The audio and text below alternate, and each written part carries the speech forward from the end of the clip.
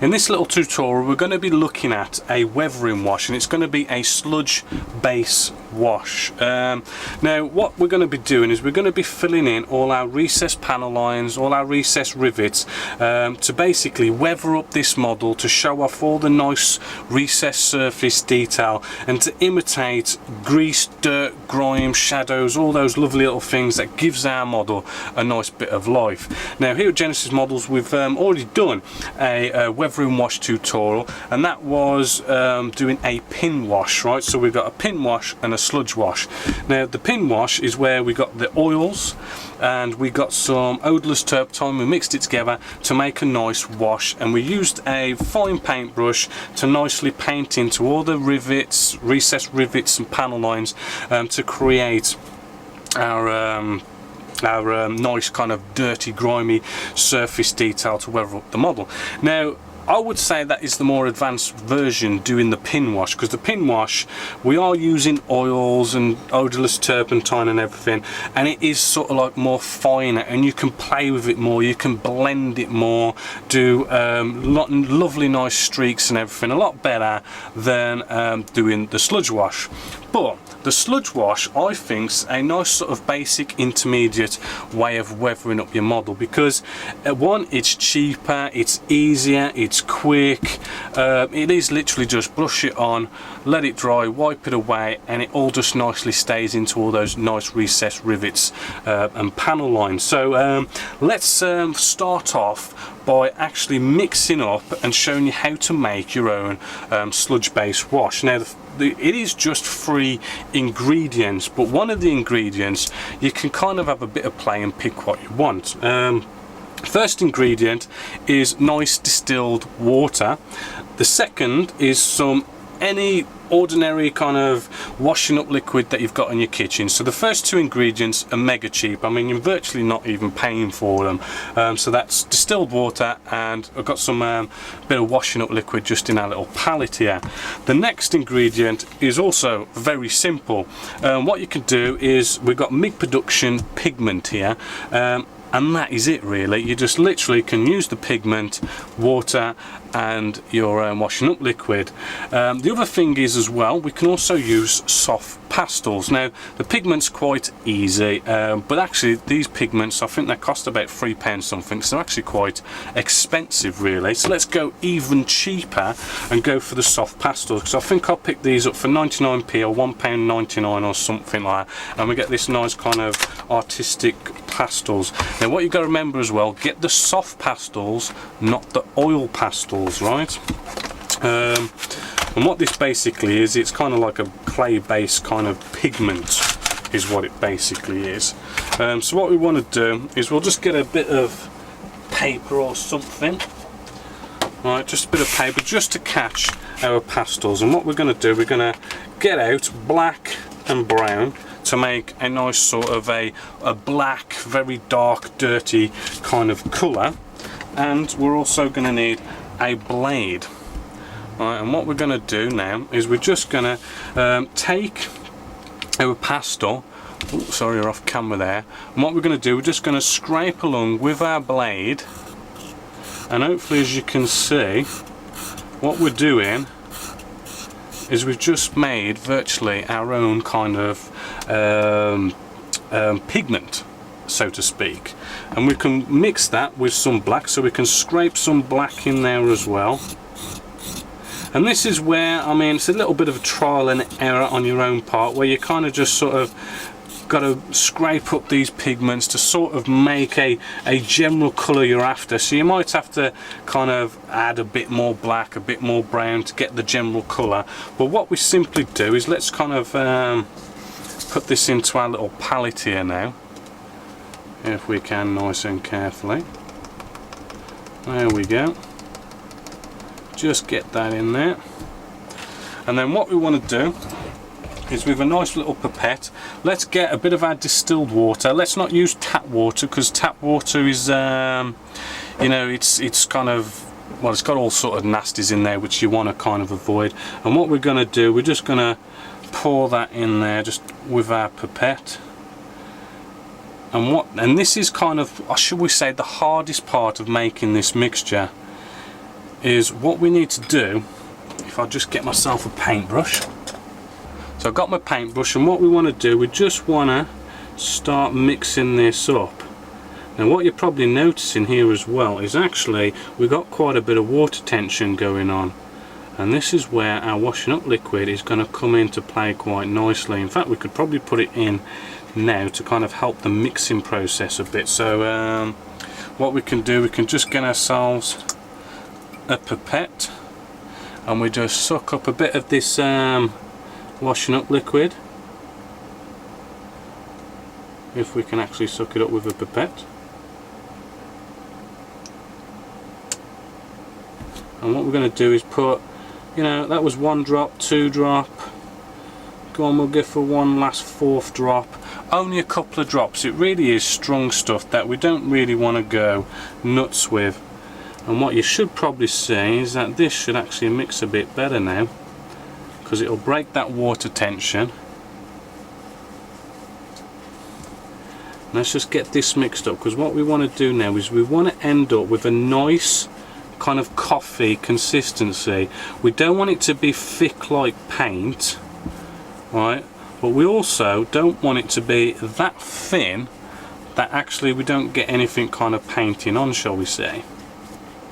So let's maybe get a bit of card or paper or something, and what we can do is we can just test it, and that actually looks quite nice. Looking at that now, that has given us sort of a nice, it's still quite thin, but it's kind of like dark enough but see-through enough, so it just has that nice kind of coffee sort of consistency, and you want to get that all nicely mixed up, really nice. And what we can do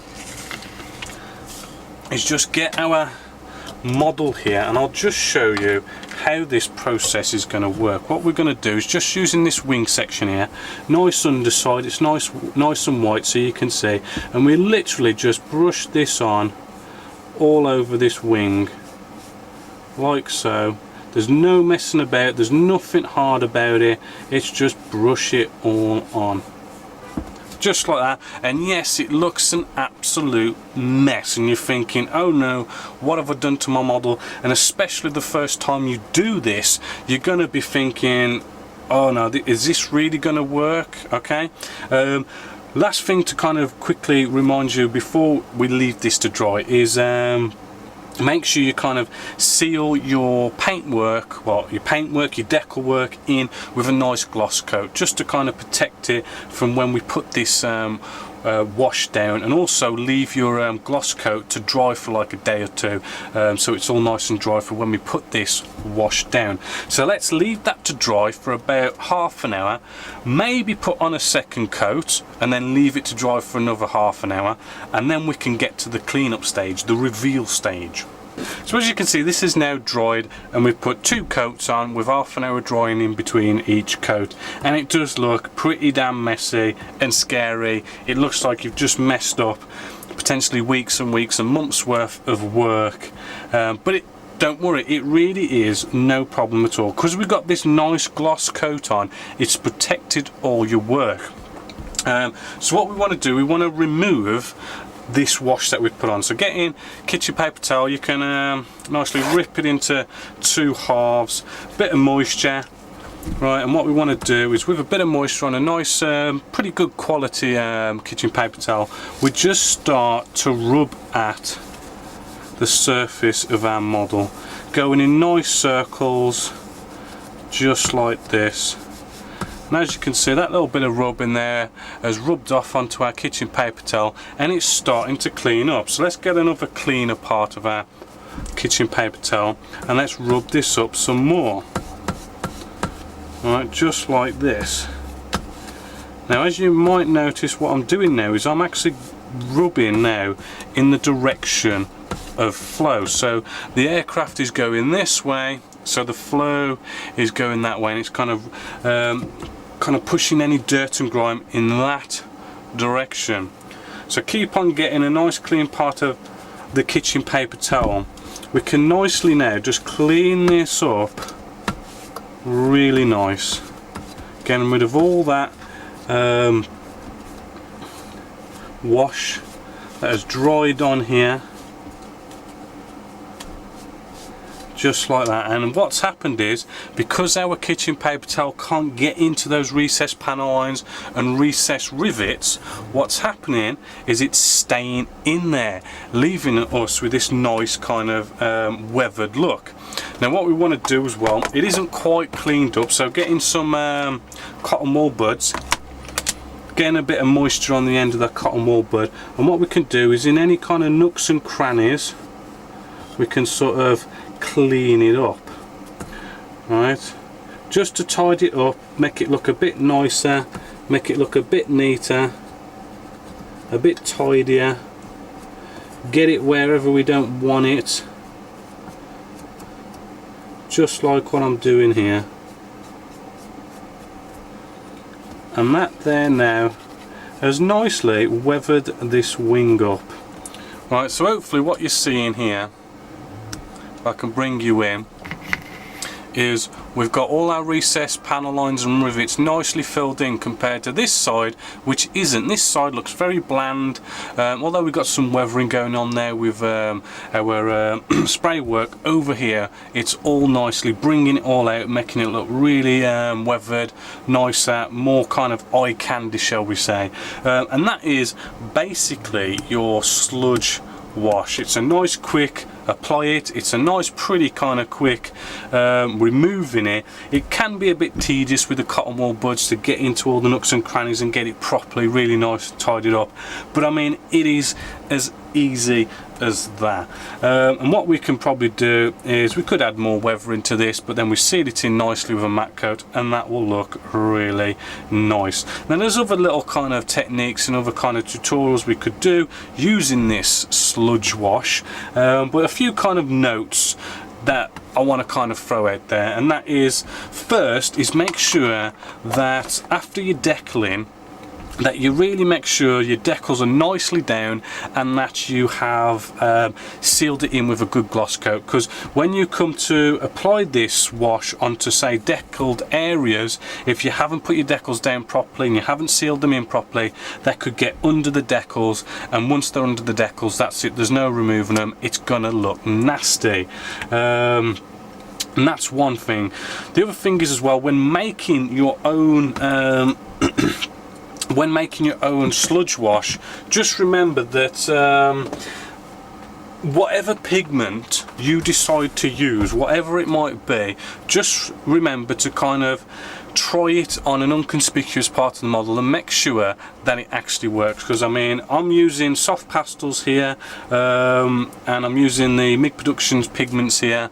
You might go out and buy a different brand of soft pastels, or you might use a different brand of pigments, and you know, I don't know what you're exactly buying, so it could have possible effects. I don't see any reason why you're going to have any kind of nasty effects with it. It's normally when this wash starts to actually stick to your model is when you add things like mediums and stuff and you actually turn it into a paint, which is not what we're adding to the mixture. So you should be fine, but just, you know, I want to throw that little note out there, just test it on an inconspicuous part if you're using a different brand of soft pastels or pigments, but those two soft pastels and pigments work fine, and it is just simply distilled water and the washing up liquid. It doesn't matter pretty much whatever brand you use, they're pretty much all the same. Go for the cheapest one if you can. So as you can see, it is a rather cheap, quick, easy way of filling in all your recessed panel lines and adding that nice bit of dirt and grime